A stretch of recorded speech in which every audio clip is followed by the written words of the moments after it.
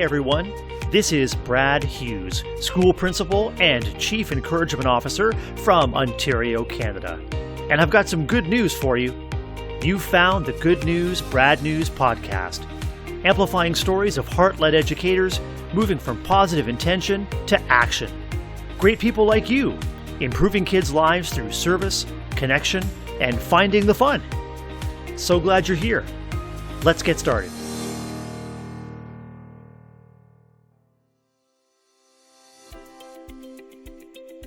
Hey everyone, welcome back, and welcome to the club. Thanks for tuning in to episode 18 of the Good News, Brad News podcast. I am your host, Brad Hughes, and as you settle in and get comfortable, it looks like we have a very pleasant round of 18 ahead. My +4s are pressed, and I'm ready to tee things up with my guest today, Shelley Moore, an educator and sought-after presenter who believes inclusion and true community membership for every person should be par for the course. Shelley is a partner and expectant parent, a speaker, a consultant, a university instructor, and PhD student. Her blog, podcast, and YouTube series called 5 More Minutes have become professional learning touchstones and anchor Shelley's influence as a passionate champion of inclusion in all aspects of community life. And as you'll hear, Shelley draws upon and constantly reflects on the personal experiences that fuel her work. Now, Shelley and I discuss a number of things near and dear to both of us, including how it benefits everyone to position the needs of the underserved at the center of what we do, the power of story to build connections, relationships, empathy, and community, and how global change begins with personal change. Now, I'll be the first to admit that my vision of all people as competent and capable was, at one time, not nearly as expansive and is constantly evolving.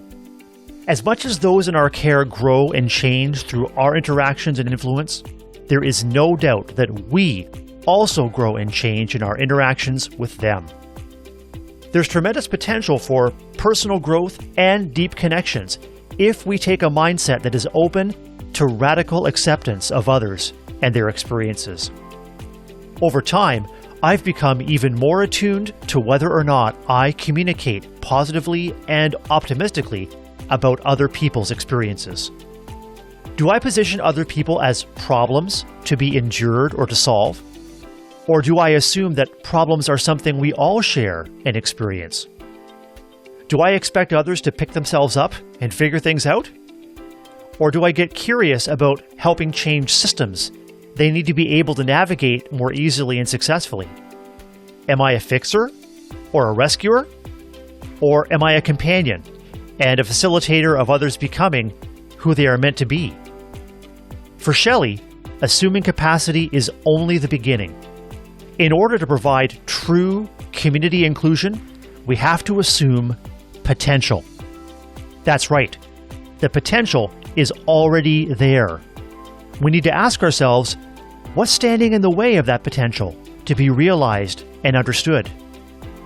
What can we clear away? And how can we companion others towards that potential? For Shelley, the key is coming back again and again to staying curious about the potential of every person, and then imagining how individuals and systems can better allow that potential to flourish. I know you'll enjoy getting to know Shelley today, and after hearing her story, you'll be eager to connect with her too. So, here's my interview with Shelley Moore today on the Good News, Brad News podcast. Hey everyone, welcome back to an incredible episode of the Good News, Brad News podcast. And I know that by the time you finish this episode, you're not going to be asking for anything more, because today I am with the incredible Shelley Moore. Shelley, welcome to the Good News, Brad News podcast. It's thrilling to have you with me. Thank you so much. Thanks for finding me. Before the program, I was letting you know that your work and the content you're producing around inclusive education and inclusive communities was foundational to a leadership course that I took that represented a transformational shift in how I think about and how I lead forward on inclusion for all. It is such a pleasure to talk with you and dig into that with you today. I'm so excited. Let's do it. Shelley, I always like to begin by asking guests to tell us about their different roles, community roles, family roles, educational roles. Who is Shelley Moore? Who is Shelley Moore? There's a question. Okay, so who is Shelley Moore? So I always kind of think of myself, I'll always be a teacher. I'm also a student. I'm a PhD student at the University of British Columbia, hopefully soon to not be a student at the University of British Columbia. Send all the dissertation love my way. I'm also a wife. I have an incredible wife who is also pregnant. So I will soon also be a mother, which is very exciting. Also puts on the pressure to be like, well, I need to finish my dissertation baby before the human baby comes. But what else? What else? I'm a student. I do a lot of work with school districts across Canada and the United States and organizations and communities just about how to, shift to more inclusive practices and more equity-driven practices and initiatives that support some of our kids who are the hardest to reach. And very, very often those students have disabilities. So it's just turned into this incredible career of support and storytelling, and it just keeps going. I just feel so lucky that this is my life. You're a researcher. Mm-hmm. You're an instructor at the University of British Columbia. Yeah. You're also a blogger. You're a podcaster, a video producer. You're an author. True. So you are doing all of the things. Trying. And yet you have written that the best preparation you had was not being successful. So my question off the top is, how did lack of success translate into all the successful contributions you're making today? Okay, this is a good question. So Dan Habib is a filmmaker. He's an early mentor to me, someone who I really looked to for inspiration. And I got to meet him once, and he just said to me, point blank, he's like, why does this matter to you? And I was like knee deep in advocacy and work and trying to get all, you know what I mean? I was so busy trying to do all of the things, like you said. And then he looked at me and he's just like, why does this matter to you? And it kind of hit me like a truck. And I was just like, why does this matter to me? And I had to do some really purposeful and intentional reflection to ask why does this matter to me? And it kind of set me on this journey about my own experience as a student and understanding, about inclusive education and what that means for me. And so I think if I think back, I grew up in Alberta in the 80s, which is, a pretty conservative province. And, I myself have a learning disabilities. And so when you have a little bit of a disability, and I was also a little chubby and I was also a little gay, it's just not the best combination in Alberta in the 80s, right? And so I also experienced a lot of bullying, and my mom struggled with a lot of things. She has some mental health difficulties. And so we just were a family that needed support, but there just wasn't a lot of support around. And so, but that's all we knew. That's all we knew. All I knew was that school was hard. All my mom knew was that life was hard. All I knew was that it wasn't okay to be gay, and it wasn't okay to be fat, and it wasn't okay to be disabled, right? And so there wasn't a lot of space for strength or interests or success. And so I didn't even imagine at the time that things could get better because it was awful.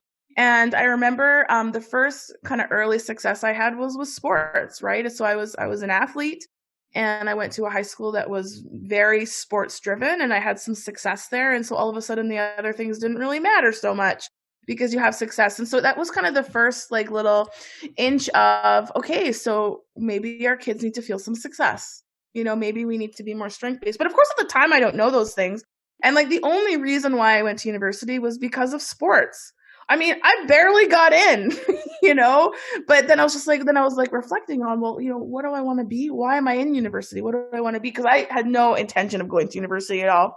And I'm like, well, I'm going to work with kids like me. I'm going to try and make this system better than it was for me. And at first I was like, I'm going to work with kids who are at risk, kids who are, navigating poverty and crisis and trauma and queerness and all of the things that I had to navigate. But the thing is, when you go into special education, those aren't the only kids you learn about. And it opened up this whole world of intellectual disability. And I found such incredible kinship and connection and community with the disabled community and the students that I was working with and the families that I was working with. I was like, this is where the answers lie. Because as much as I negotiated my own struggles, people within the disability community, I found our struggles were so parallel. And I'm just like, why is this a community living on the edges when so much of what all kids need are what kids with disabilities need? And so so that's where kind of my path took me, was working with kids with intellectual disabilities and their families. And every time I learned something about what my kids need, I'm like, this is what I needed. I needed connection. I needed relationship. I needed strength and interest-based practices. I needed to find what I was good at. And that's what we did for them. And then the bowling metaphor came out, which is aim for the kids who are the hardest to get, and you're going to get them all.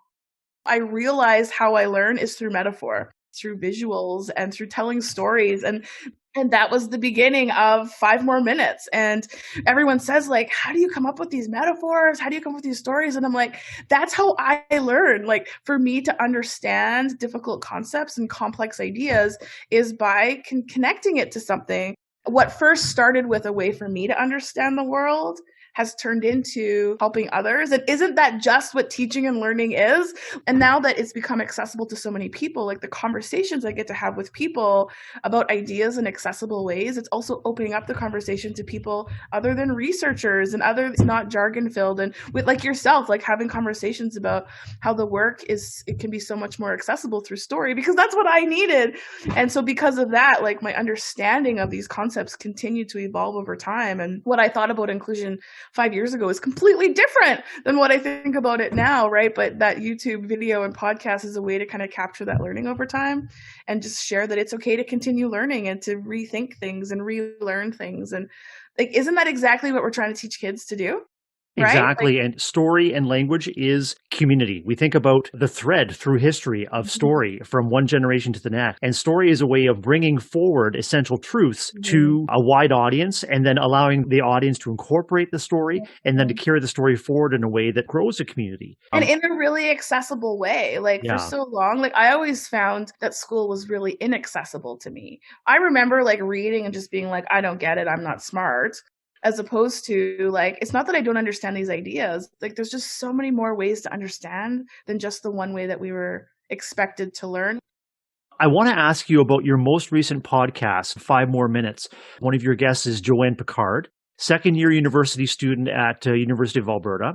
She was talking with you about her lived experience of challenges and inclusion in her school life. Joanne told you that she had to prove to many that she was worth teaching. And when I heard that, shivers just hearing it. When I heard it and then reread it, I was gutted. There are many books on many shelves with advice for teachers on how to teach the hard to reach. But in my moment of shame and reflection, what if we as educators, what if we ourselves are the ones that are hard to reach? When we think about intellectual disabilities, the struggles and the needs that the kids have, or that we have as adults, may be hidden. So, Shelley, how do we reach the hard to teach when they may be the educators themselves? Yeah. And you know what? And I love this question, because one thing that I really took from my conversation with Jo was her challenge connected to the concept of presuming competence, which, as we know in the world of the disability community, is something that's really critical to inclusion, because it's just like simply the mindset that kids can learn, right? And even if you say, yeah, all kids can learn, well, there's a lot of decisions that happen in infrastructural levels that do not presume competence.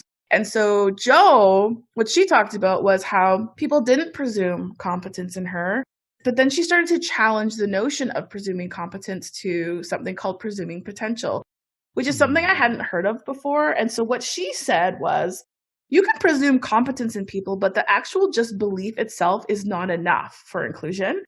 But if you believe in the potential, then that puts the onus on the system to actually educate people.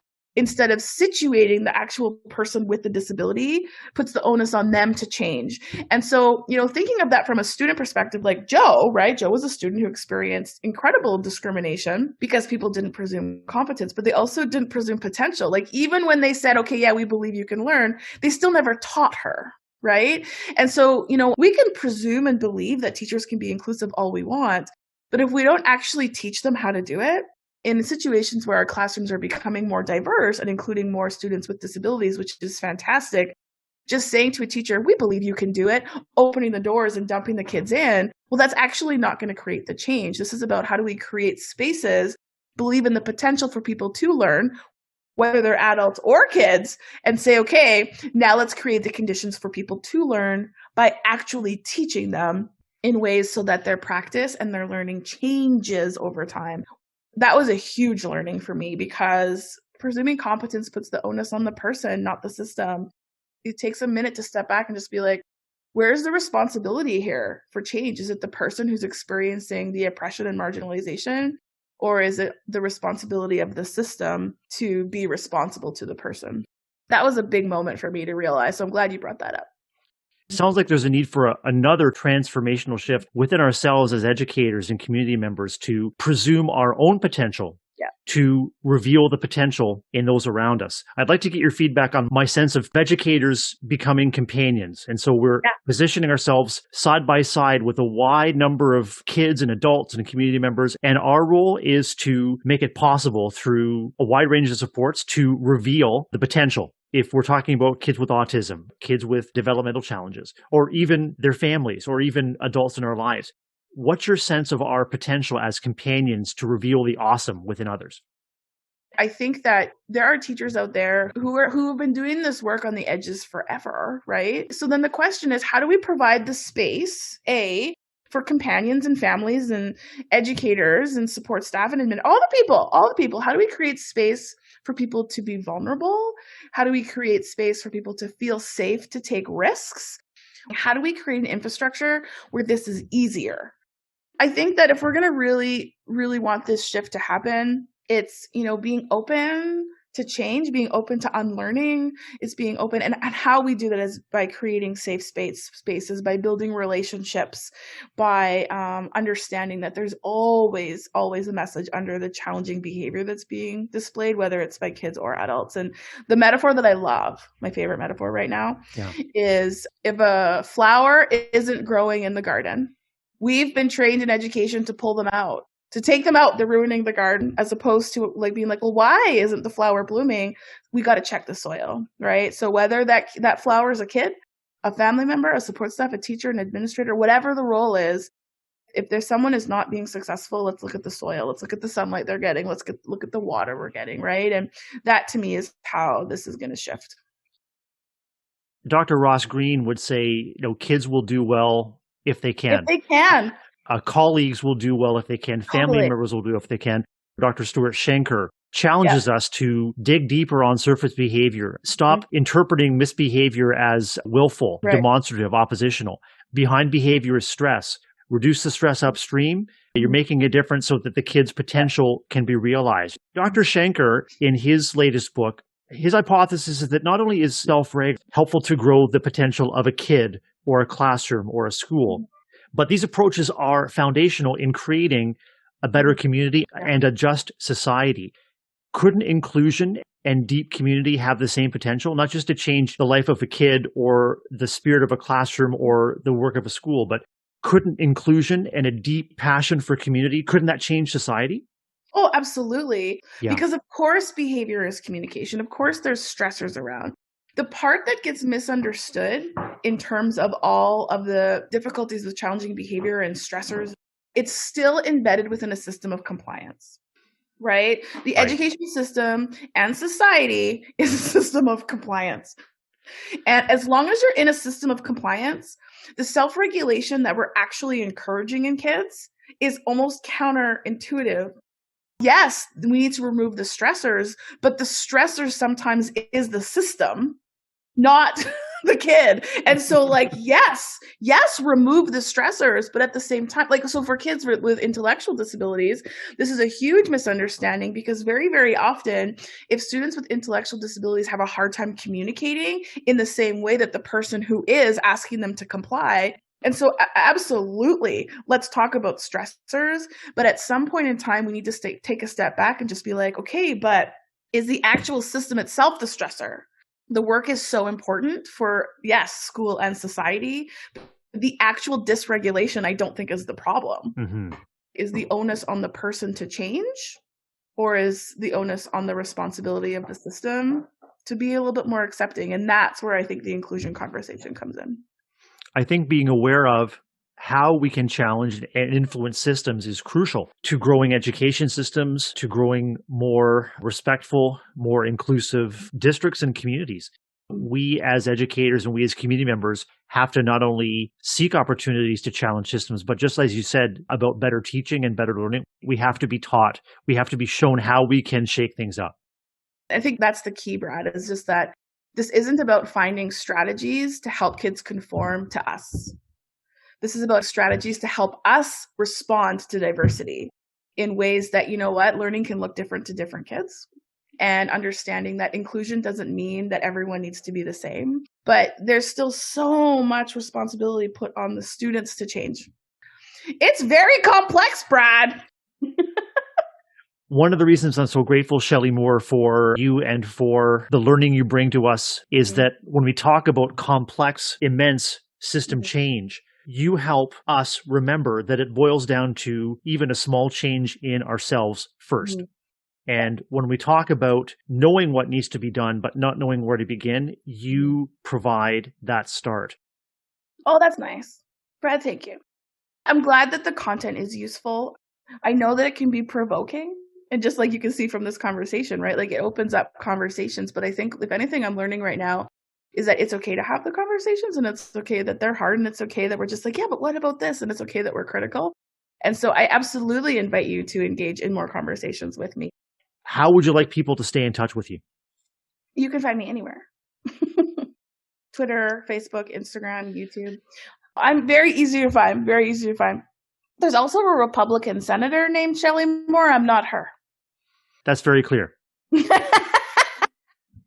Oh, Brad, you're funny. I like you. I like you too, Shelley. Shelley, this has been a fantastic conversation. Thanks, I can't wait for chapter 2 of Shelley Moore on the Good News, Brad News podcast. I will come back anytime. Oh, man, I would love to have you back. I can talk all day. I want to wish you continued success in all aspects of what you do, educationally, personally, professionally, for yourself and for everyone around you, Shelley. Thanks, Brad. Thanks for reaching out. Hey, thanks for tuning in to the Good News, Brad News podcast. Please like, subscribe, and leave a comment wherever you found this podcast. And if you like what you heard, please recommend Good News, Brad News to a friend. And please hit me up on Twitter. I'd love to hear from you. You can find me at Brad, BRAD, _Hughes, HUGHES. I look forward to hearing from you and to reconnecting with you on our next episode. Until then, get out there and do amazing things. This podcast is a proud member of the Teach Better Podcast Network. Better today, better tomorrow, and the podcast to get you there. Explore more podcasts at www.teachbetterpodcastnetwork.com. We'll see you